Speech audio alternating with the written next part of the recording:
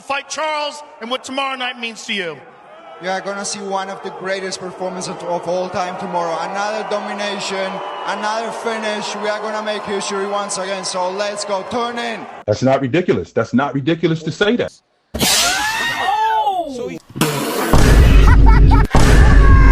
Well, in the Tapora fight, he's just gonna show his heart as well. Yeah, no, he's getting knocked the f out.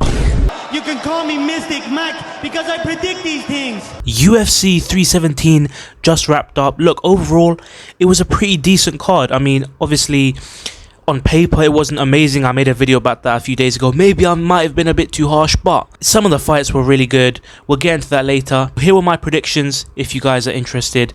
I don't actually think I posted my predictions, but you know, I did go 8-3, as you can see at the number 10 spot there. If you don't want to believe me, then don't believe me, but this is what the predictions leaderboard is looking like. You know, we got a lot recently, bro. My predictions have been good. Yeah, look at how many recent cards are on this. You know, you got 315, 316, obviously now 317 as well, and number 1 spot, Hill versus Roundtree. That was like last week, I think. So yeah.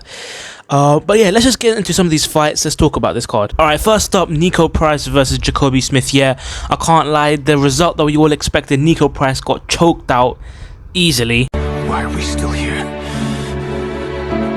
Just to suffer? Also, apparently Jacoby Smith was the highest betting favorite in UFC history. What is that like? How? That's so weird, fam. Like, obviously, okay, I understand a lot of people are gonna be picking Jacoby Smith, but the highest in history. This is such a like a random, like what's it called, under the radar fight, and you're telling me this guy was like a 2,500 favorite. I don't know how it works, but it's like something like that. That's crazy. Also, a bit unfortunate that, you know, Nico Price didn't get the win just because, you know, he has like 7 kids to feed. My fault, OG. No, ain't no my fault. Run your pot. Anyway, next up, Jack Hermansson versus Gregory Rodriguez. This was a cold KO, exactly how I predicted it. Bro, listen, Rodriguez, he was more controlled, patient in his approach this time, you know, compared to last time where he lost against Cannonier. What a KO, bro. This is a brutal KO. People were saying it was the most brutal on the card. This one, obviously the main event, but I would say probably this one just because this guy, I think he had to go hospital and like he had to have medical evaluation and stuff like that.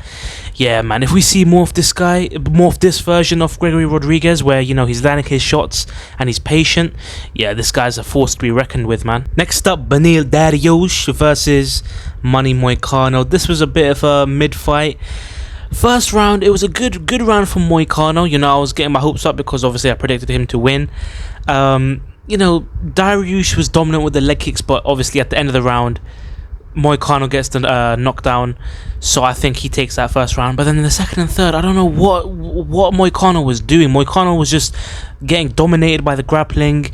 You know, Beneil Dariush was seriously making, you know, Manny Moicano pay for his mistakes.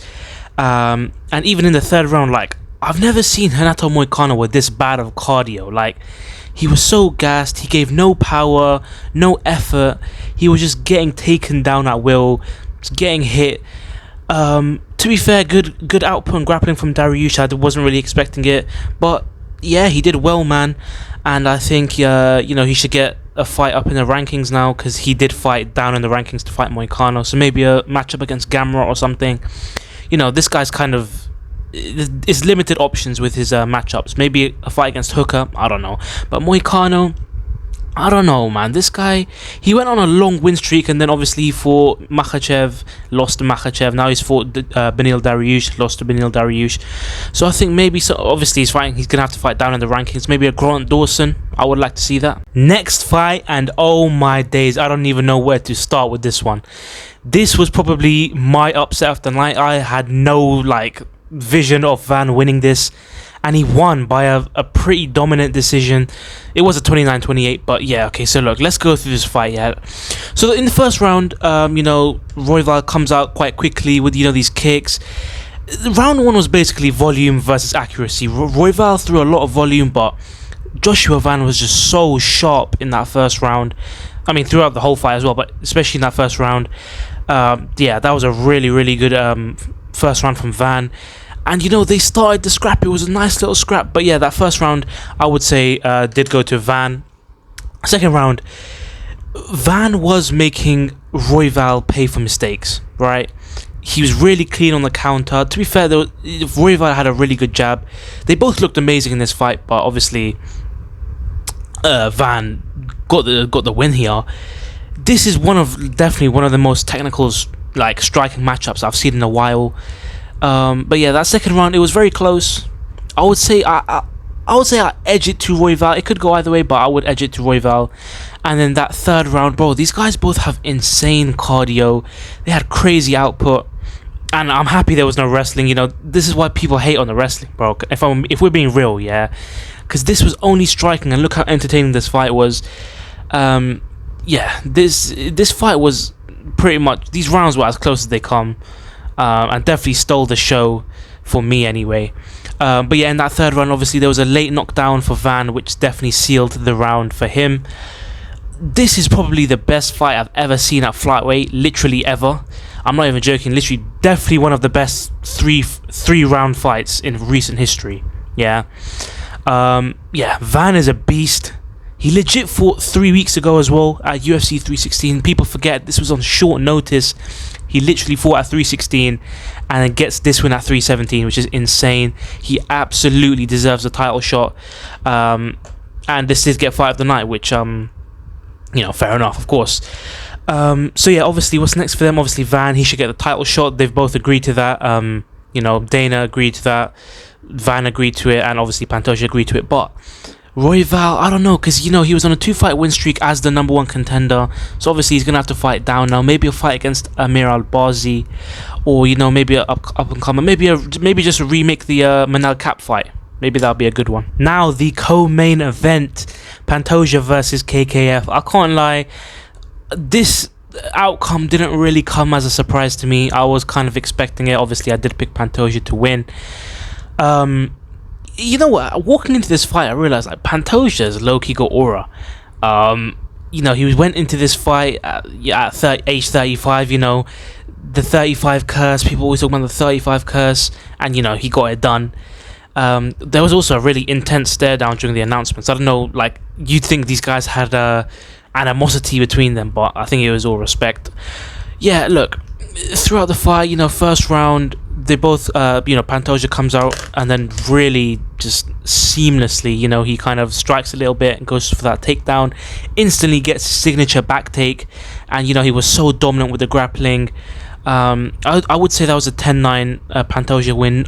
Sorry, Pantosia round, not 10-8, just because Pantosia didn't really get much damage, but it was still a really dominant round. There was a lot of submission threats, but yeah, Kai Kara France did pretty well to survive. Round 2, this was on the feet. I think this whole round was on the feet, actually. Yeah, Pantosia was winning on the feet as well, where people were saying, you know, KKF is this crazy striker. No, Pantosia was literally beating him on the feet. He's really well rounded. His combos are so good. Like, those kicks at the end of those combos are brutal as well. Like, he throws everything into those kicks at the end.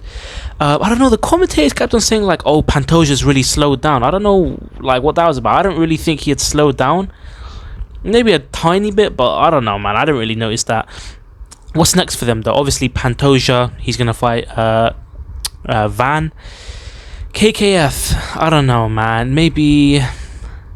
I think maybe a rematch with Albazi, or he could fight Melcap.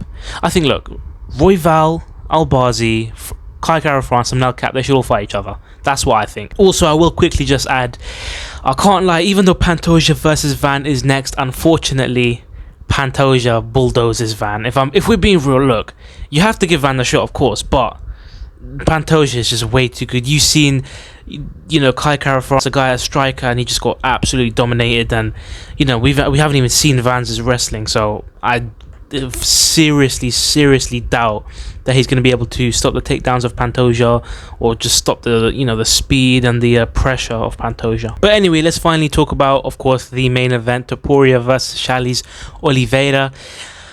Of course, if you guys have watched my previous video, this came as absolutely no shock to me.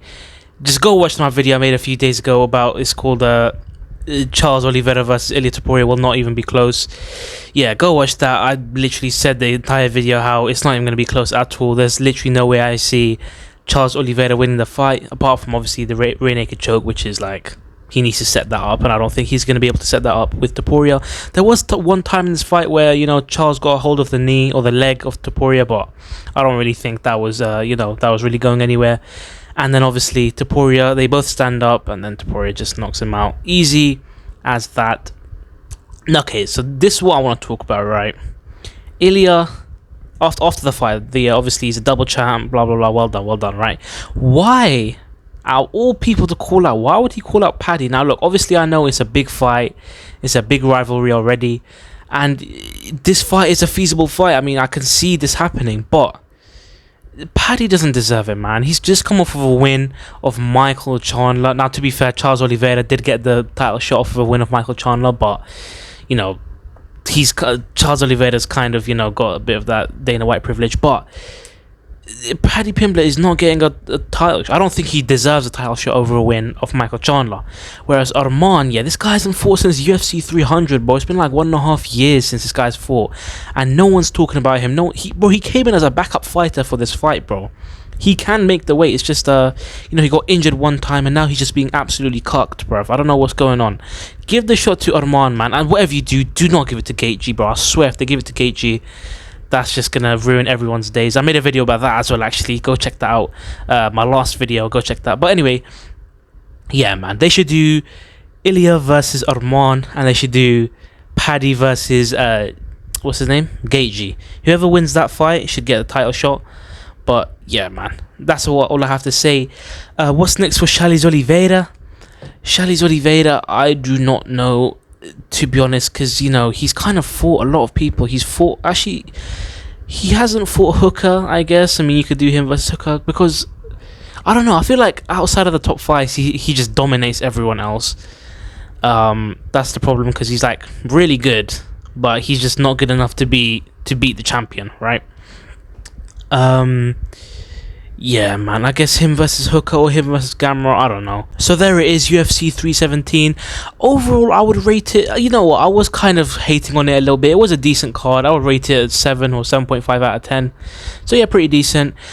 We gotta wait 2 more weeks until our next event, which is Derek Lewis versus Dalisson Teixeira. A lot of people are hating on this fight. I don't know, man. I like Dalisson Teixeira. Guess we'll see what happens then. And then UFC 318.